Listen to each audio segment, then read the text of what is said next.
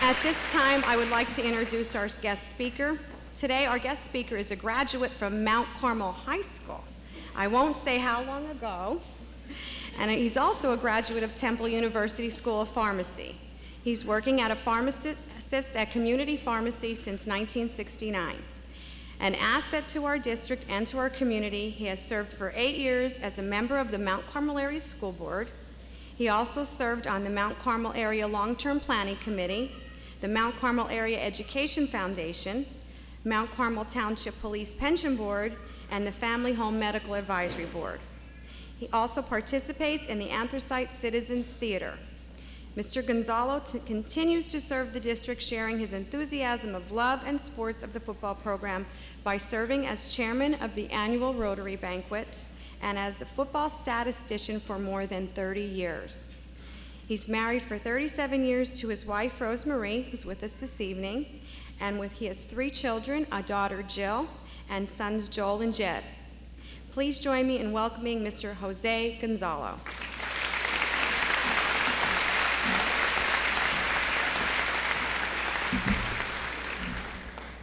Esteemed members of the school board, terrific team of administrators, outstanding faculty and staff, to the very proud parents, grandparents, friends and relatives, and to this wonderful class of 2007, I am deeply honored and humbled to be able to speak to you here tonight.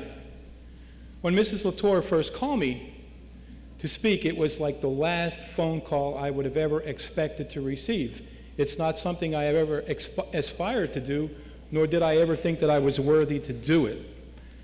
Because of my history, knowledge of this school and my tradition, I immediately thought of who has preceded me. We've had a 40-year educator, a millionaire philanthropic automobile dealer, a orthopedic surgeon who was Mr. Everything at every step of his life, a college football coach who will be introduced as a College Hall of Fame this summer, and Pennsylvania's all-time leading basketball scorer, and was a Division I college coach now. So to say the least, I was a little intimidated. I then called my wife and I said, Rose, they've asked me to do the commencement address this year. She said, that's wonderful. Why you?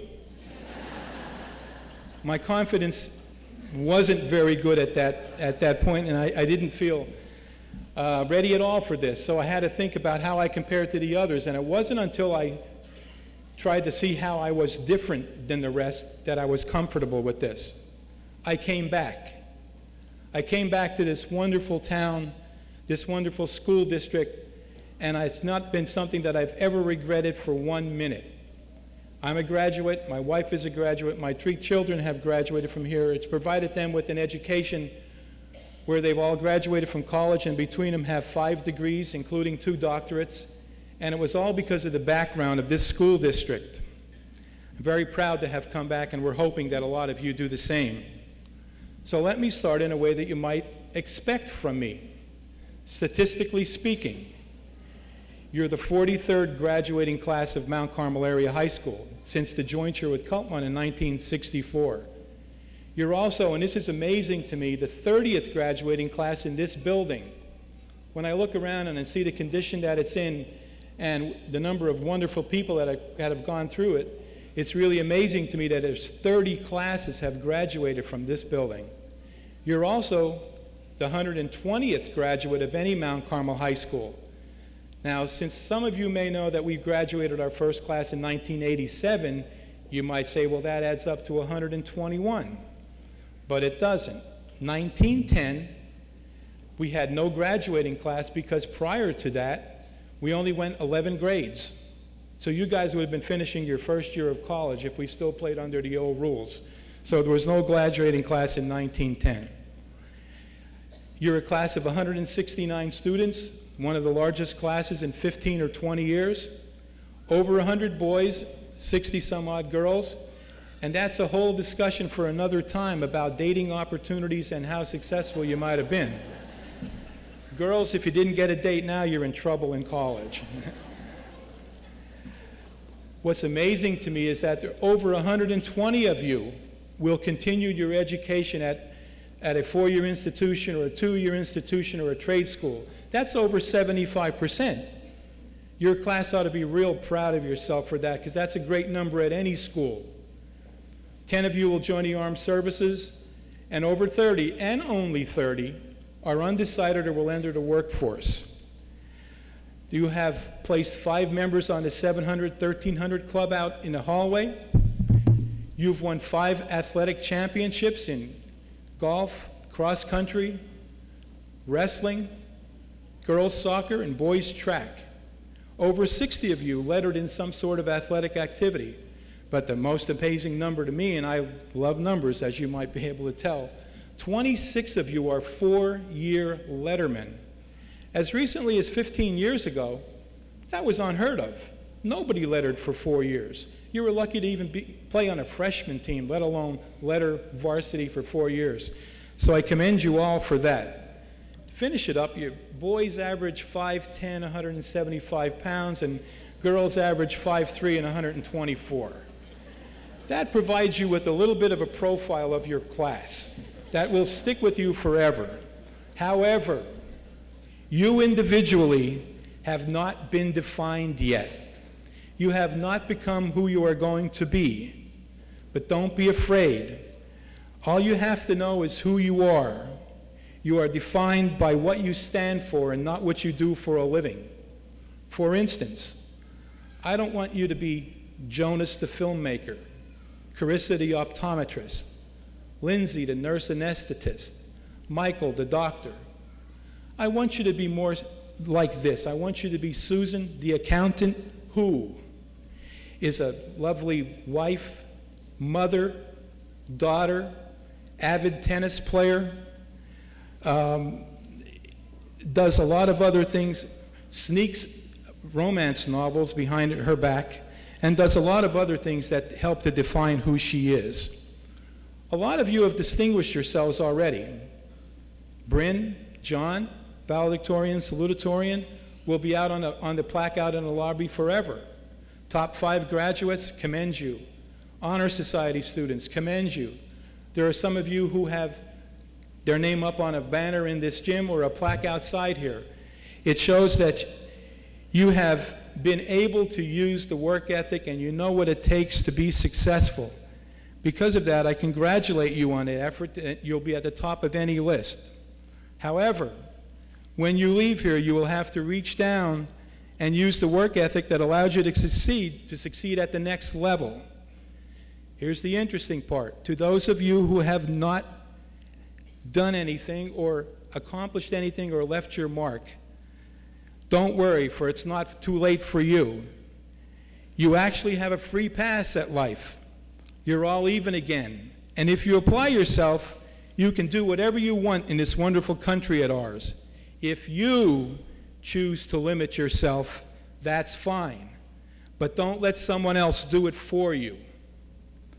A little more about the defined part. I'm sure a lot of you know me, and you know me as the pharmacist at community pharmacy. So you figure, well, he must have been pretty smart. He got through pharmacy school.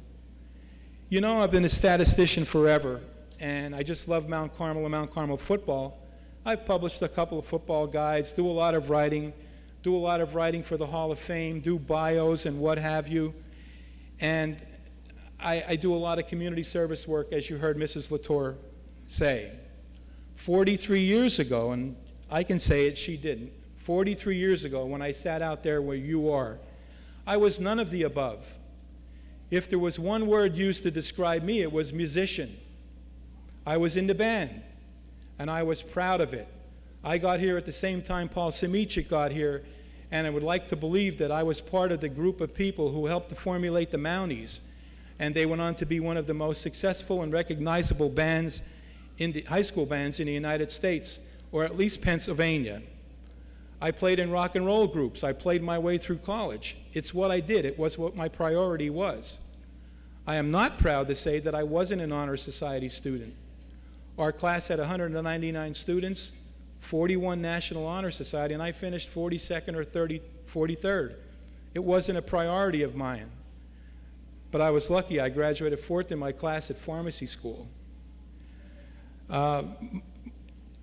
my least favorite things in high school were English comp, and the absolute most terrifying course I ever took in my life was a speech course in college. And here I am. So how do you succeed at this thing called life? First of all, you have to set goals. You have to decide what you want to do.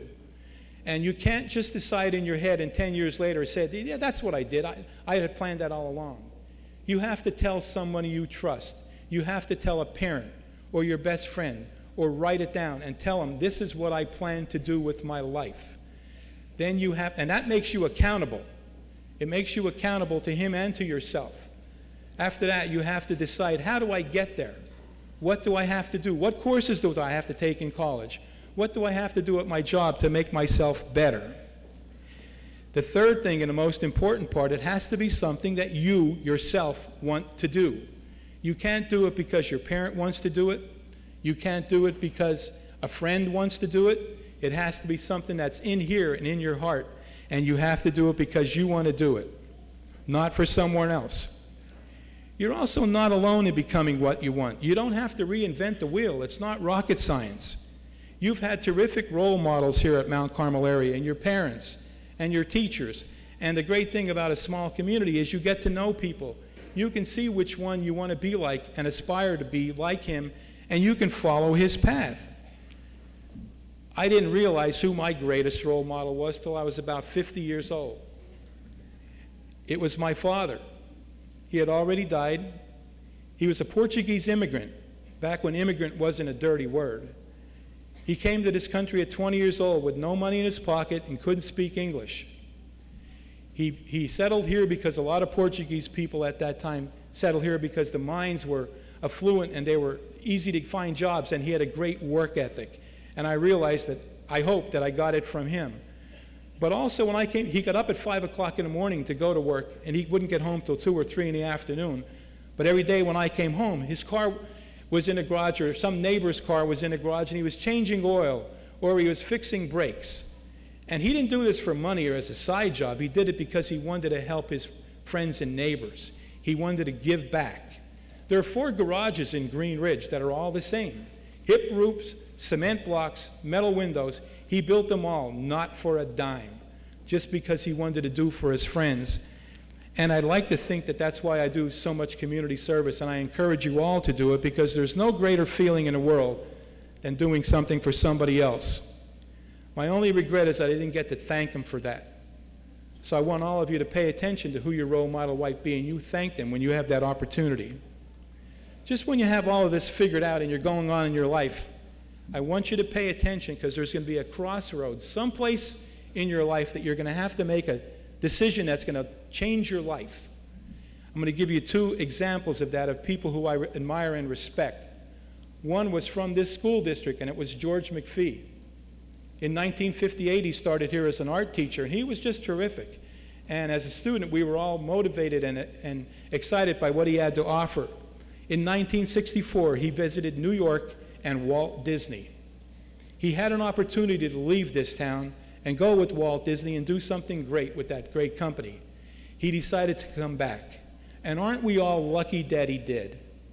The students here have been so touched by him and the work that he's done, and he's made Mount Carmel famous. This TV studio is famous throughout the state. First live broadcast, first broadcast of football games, and his son David has continued that tradition today, and aren't we lucky that he did? Another one was George, another George Curry. And I didn't know this myself until we had him at the Rotary banquet 2 years ago. And George and I were talking, and you know George, you've seen him on TV with that rough, gruff voice of his. Jose, where did you play? And I said, what, George? He said, where'd you play? Where'd you play football? I said, George, I never played. I was in a band. I said, I was a rock and roller. I played my way through college. From that minute on, we didn't talk one more second about football. He got up and he got excited, and he said, so did I. He said, I was a rock and roll drummer, and it was the best thing that I ever did. He said, I had a group in college at Temple, and the summer after I graduated, I had to make a decision. We were going to cut a record, we were going to do the New Jersey Shore circuit, and we were going to play, and we were going to go on and be famous. My dad called me and says, George, there's an opening at Larksville for a teaching position, and I think I can get you a job as a coach. We all know which decision he made, and didn't he touch a number of young men's lives, and hasn't he had a great career as the winningest football coach? So you pay attention to those crossroads. I'd like to leave you with one more statistic, if I may. I will guarantee you that 100% of you will define yourself as successful if you take the work ethic you've learned here, establish your goals, work hard to establish it, stay focused to this task at hand, find someone to show you the way, and pay attention to the crossroads in front of you. All of us in this community who have participated in your academic, athletic, and social development share your pride tonight and hope that the educational partnership forged during your years at Mount Carmel area will serve as a strong foundation for your future endeavors.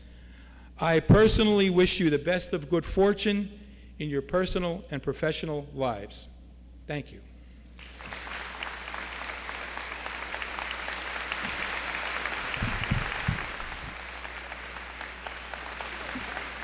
Mr. Gonzalo, on behalf of the class of 2007, we thank you.